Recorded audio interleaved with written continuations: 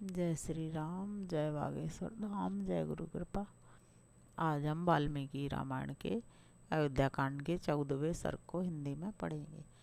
जय राम रमारमणम समनम भव ताप भयाकुल पाई जनम अब देश सुरेश रमेश विभो शरणागत मागत पाहि प्रभो। जय राम रमारमणम समनम। जय श्री राम। 14वां सर्ग हिंदी में। इक्ष्वाकु नंदन राजा दशरथ पुत्र शोक से पीड़ित हो पृथ्वी पर अचेत पड़े थे और वेदना से झटपटा रहे थे। उन्हें इस अवस्था में देखकर पापनी के कई इस प्रकार बोली, महाराज, आपने मुझे 2 वर देने की प्रतिज्ञा की थी और जब मैंने उन्हें मांगा तब आप इस प्रकार सन्न होकर पृथ्वी पर गिर पड़े, मानो कोई पाप करके पछता रहे हों। यह क्या बात है? आपको सत्पुरुषों की मर्यादा में स्थिर रहना चाहिए। धर्मज्ञ पुरुष सत्य को ही सबसे श्रेष्ठ धर्म बतलाते हैं। उस सत्य का सहारा लेकर मैंने आपको धर्म का पालन करने के लिए ही प्रेरित किया है। पृथ्वीपति राजा सैन्यबाज पक्षी को अपना शरीर देने की प्रतिज्ञा करके उसे दे ही दिया और देकर उत्तम गति प्राप्त कर ली। इसी प्रकार तेजस्वी राजा अलर्क ने वेदों के पारंगत विद्वान ब्राह्मण को उसकी याचना करने पर मन में खेद न लाते हुए अपनी दोनों आंखें निकाल कर दे दी थी। सत्य को प्राप्त हुआ समुद्र सत्य का ही अनुसरण करने के कारण पर्वादि के समय भी अपनी छोटी सीमा तटभूमि का भी उल्लंघन नहीं करता। सत्य प्रणव रूप शब्द ब्रह्म है। सब सत्य में ही धर्म प्रतिष्ठित है। सत्य ही अविनाशी वेद है और सत्य से ही पर ब्रह्म की प्राप्ति होती है। इसीलिए यदि आपकी बुद्धि धर्म में स्थित है तो सत्य का अनुसरण कीजिए। साधु शिरोमणि, मेरा मांगा हुआ वह वर सफल होना चाहिए, क्योंकि आप स्वयं ही उस वर के दाता हैं। धर्म के अभीष्ट फल की सिद्धि के लिए तथा मेरी प्रेरणा से भी आप अपने पुत्र श्री राम को घर से निकाल दीजिए। मैं अपने इस कथन को 3 बार दोहराती हूँ। और यदि मुझसे की हुई इस प्रतिज्ञा का आप पालन नहीं करेंगे तो मैं आपसे परित्यक्त होकर आपके सामने ही अपने प्राणों का परित्याग कर दूंगी। इस प्रकार केकई ने जब निशंक होकर राजा को प्रेरित किया तब वे उस सत्य रूपी बंधन को वैसे ही नहीं खोल सके। उस बंधन से अपने को उसी तरह नहीं मुक्त कर सके जैसे राजा बलि इंद्र प्रेरित वामन के पास से अपने को मुक्त करने में असमर्थ हो गए थे। 2 पहियों के बीच में फंसकर वहां से निकलने की चेष्टा करने वाले गाड़ी के बैल की भांति उनका हृदय उद्भ्रांत हो उठा था और उनके मुख की कांति भी फीकी पड़ गई थी। अपने विकल नेत्रों से कुछ भी देखने में असमर्थ से होकर भूपाल दशरथ ने बड़ी कठिनाई से धैर्य धारण करके अपने हृदय को संभाला और केकई से इस प्रकार कहा, पापनी, मैंने अग्नि के समीप सांगुष्टे गर्भणामी सौभाग्य तवाय हस्तम इत्यादि वैदिक मंत्र का पाठ करके तेरे जिस हाथ को पकड़ा था उसे आज छोड़ रहा हूँ। साथ ही तेरे और अपने द्वारा उत्पन्न हुए तेरे पुत्र का भी त्याग करता हूँ। देवी रात बीत गई। सूर्योदय होते ही सब लोग निश्चय ही श्री राम का राज्याभिषेक करने के लिए मुझे शीघ्रता करने को कहेंगे। उस समय जो सामान श्री राम के अभिषेक के लिए जुटाया गया है उसके द्वारा मेरे मरने के बाद श्री राम के हाथ से मुझे जलांजलि दिलवा देना, परंतु अपने पुत्र सहित तू मेरे लिए जलांजलि न देना। पापचारिणी, यदि तू श्री राम के अभिषेक में विघ्न डालेगी मैं पहले तो तुझे मेरे लिए जलांजलि देने का कोई अधिकार ना होगा। मैं पहले श्री राम के राज्याभिषेक के समाचार से जो जन समुदाय का हर्षोल्लास से परिपूर्ण उन्नत मुख देख चुका हूँ, वैसा देखने के पश्चात आज पुनः उसी जनता के हर्ष और आनंद से शून्य नीचे लटके हुए मुख को मन ना देख सकूंगा। महात्मा राजा दशरथ के केकई से इस तरह की बातें करते करते ही चंद्रमा और नक्षत्र मालाओं से अलंकृत वह पुण्यमयी रजनी बीत गई और प्रभात काल आ गया। तदंतर बातचीत के मर्म को समझने वाली पापचारिणी केकई रोष से मूर्छित सी होकर राजा से पुनः कठोर वाणी में बोली, राजन, आप विष और शूल आदि रोगों के समान कष्ट देने वाले ऐसे वचन क्यों बोल रहे हैं? आप बिना किसी क्लेश के भी अपने पुत्र श्री राम को यहाँ बुलवाइए। मेरे पुत्र को राज्य पर प्रतिष्ठित कीजिए और श्री राम को वन में भेजकर मुझे निष्कंटक बनाइए, तभी आप कृतकृत हो सकेंगे। तीखे कोड़े की मार से पीड़ित हुए उत्तम अश्व की भांति के कई द्वारा बारंबार प्रेरित होने पर व्यथित हुए राजा दशरथ ने इस प्रकार कहा, मैं धर्म के बंधन में बंधा हुआ हूँ। मेरी चेतना लुप्त होती जा रही है, इसलिए इस समय मैं अपने धर्मपरायण परम प्रिय ज्येष्ठ पुत्र श्री राम को देखना चाहता हूँ। उधर जब रात बीती, प्रभात हुआ, सूर्योदय का उदय हो गया और पुण्य नक्षत्र के योग में अभिषेक का शुभ मुहूर्त आ पहुंचा। उस समय शिष्यों से घिरे हुए शुभ गुण संपन्न महर्षि वशिष्ठ अभिषेक की आवश्यक सामग्रियों का संग्रह करके शीघ्रतापूर्वक उस श्रेष्ठपुरी में आए। उस पुण्य बेला में अयोध्या की सड़कें झाड़ बुहार कर साफ की गई थी और उन पर जल का छिड़काव हुआ था। सारी पुरी उत्तम पताकाओं से सुशोभित थी। वहाँ के सभी मनुष्य हर्ष और उत्साह से भरे हुए थे। बाजार और दुकानें इस तरह सजी हुई थीं कि उनकी समृद्धि देखते ही बनती थी। सब और महान उत्सव हो रहा था। सारी नगरी श्री रामचंद्र जी के अभिषेक के लिए उत्सुक थी। चारों ओर चंदन अगर और धूप की सुगंध व्याप्त हो रही थी। इंद्र नगरी अमरावती के समान शोभा पाने वाली उस पुरी को पार करके श्रीमान वशिष्ठ जी ने राजा दशरथ के अंतःपुर का दर्शन किया, जहाँ सहस्त्रों ध्वजाएं फहरा रही थीं। नगर और जनपद के लोग वहाँ भरे हुए थे। बहुत से ब्राह्मण उस स्थान की शोभा बढ़ाते थे। छड़ीदार राज सेवक तथा सजे सजाए सुंदर घोड़े वहाँ अधिक संख्या में उपस्थित थे। श्रेष्ठ महर्षियों से घिरे हुए वशिष्ठ जी परम प्रसन्न हो अंतःपुर में पहुंचकर उस जन समुदाय को लांघकर आगे बढ़ गए।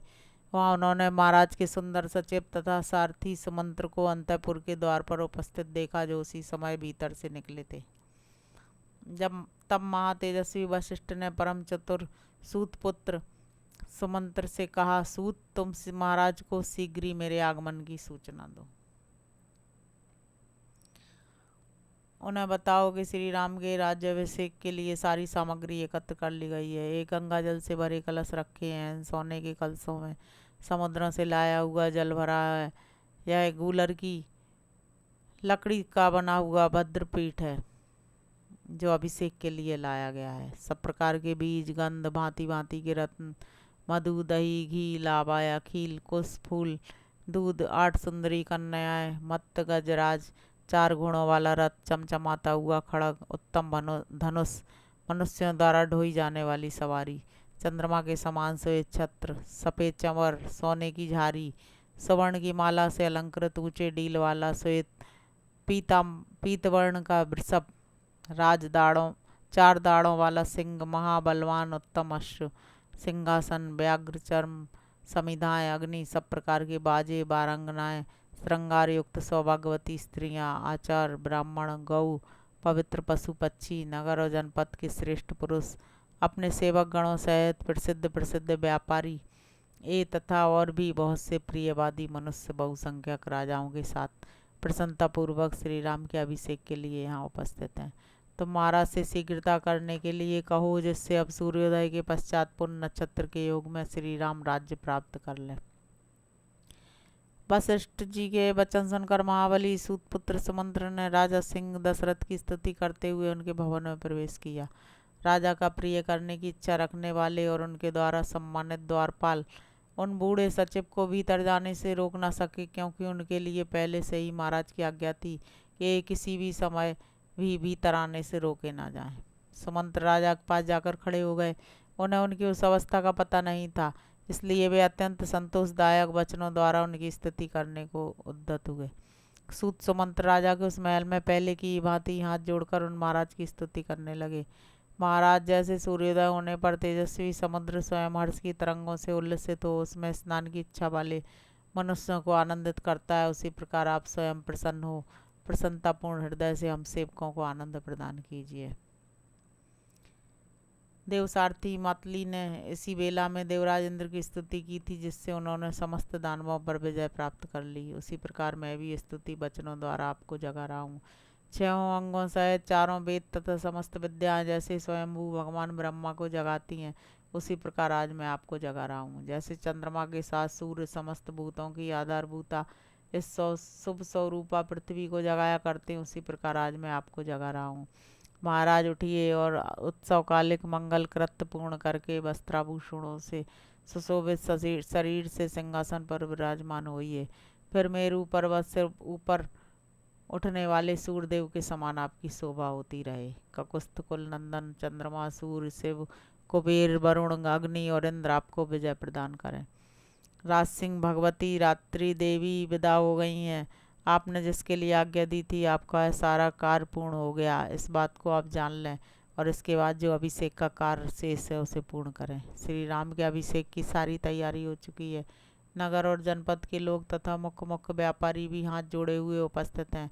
राजा ने भगवान वशिष्ठ मुनि ब्राह्मणों के साथ द्वार पर खड़े हैं, अतः श्री राम के अभिषेक का कार्य आरंभ करने के लिए शीघ्र आज्ञा दीजिए। जैसे चरवाहों के बिना पशु, सेनापति के बिना सेना, चंद्रमा के बिना रात्रि और सांड के बिना गऊओं की शोभा नहीं होती, ऐसी दशा उस राष्ट्र की हो जाती है जहाँ राजा का दर्शन नहीं होता है। समुद्र के इस प्रकार कहे हुए सांत्वनापूर्ण और सार्थक वचन को सुनकर राजा दशरथ पुनः शोक से ग्रस्त हो गए। उस समय पुत्र के वियोग की संभावना से उनकी प्रसन्नता नष्ट हो चुकी थी। शोक के कारण उनके नेत्र लाल हो गए थे। उन धर्मात्मा श्रीमान नरेश ने एक बार दृष्टि उठाकर सूत की ओर देखा और इस प्रकार कहा, तुम ऐसी बातें सुनाकर मेरे मर्म स्थानों पर और अधिक आघात क्यों कर रहे हो? राजा के करुण वचन सुनकर और उनकी दीन दशा पर दृष्टिपात करके सुमंत्र हाथ जोड़े हुए उस स्थान से कुछ पीछे हट गए। जब दुख और दीनता के कारण राजा स्वयं कुछ भी ना कह सके, तब मंत्रणा का ज्ञान रखने वाली केकई ने सुमंत्र को इस प्रकार उत्तर दिया। सुमंत्र राजा रात भर श्री राम के राज्याभिषेक जनित हर्ष के कारण उत्कंठित होकर जागते रहे हैं। अधिक जागरण से थक जाने के कारण इस समय ने नींद आ गई है। अतः सूत तुम्हारा भला हो, तुम तुरंत जाओ और यशस्वी राजकुमार श्री राम को यहाँ बुला लाओ। इस विषय में तुम्हें कोई अन्यथा विचार नहीं करना चाहिए। तब सुमंत्र ने कहा, भामिनी, मैं महाराज की आज्ञा सुने बिना कैसे जा सकता हूँ? मंत्री की बात सुनकर राजा ने उनसे कहा, सुमंत्र, मैं सुंदर श्री राम को देखना चाहता हूँ, तुम शीघ्र उन्हें यहाँ ले आओ। उस समय श्री राम के दर्शन से ही कल्याण मानते हुए राजा मन ही मन आनंद का अनुभव करने लगे। इधर सुमंत्र राजा की आज्ञा से तुरंत प्रसन्नता पूर्वक वहां से चल दिए। केकई ने जो तुरंत श्री राम को बुला लाने की आज्ञा दी थी, उसे याद करके भी सोचने लगे, पता नहीं यह उन्हें बुलाने के लिए इतनी जल्दी क्यों मचा रही हैं। जान पड़ता है श्री रामचंद्र के अभिषेक के लिए ही यह जल्दी कर रही है। इस कार्य में धर्मराज राजा दशरथ को अधिक आयास करना पड़ता है। ऐसा निश्चय करके महातेजस्वी सूत सुमंत्र फिर बड़े हर्ष के साथ श्री राम के दर्शन की इच्छा से चल पड़े। समुद्र के अंतर्वर्ती जलाशय के समान उस सुंदर अंतःपुर से निकलकर समुद्र ने द्वार के सामने मनुष्यों की भारी भीड़ एकत्र हुई देखी। राजा के अंतःपुर से सहसा निकलकर समुद्र ने द्वार पर एकत्र हुए लोगों की ओर दृष्टिपात किया। उन्होंने देखा बहुसंख्यक पुरवासी वहां उपस्थित थे और अनेकानेक महाधनी पुरुष राजद्वार पर आकर खड़े थे। इस प्रकार श्री वाल्मीकि निर्मित 8 रामायण आदि काव्य के अयोध्या कांड में 14वां सर्ग पूरा हुआ। जय श्री राम, जय बागेश्वर धाम, जय गुरु कृपा।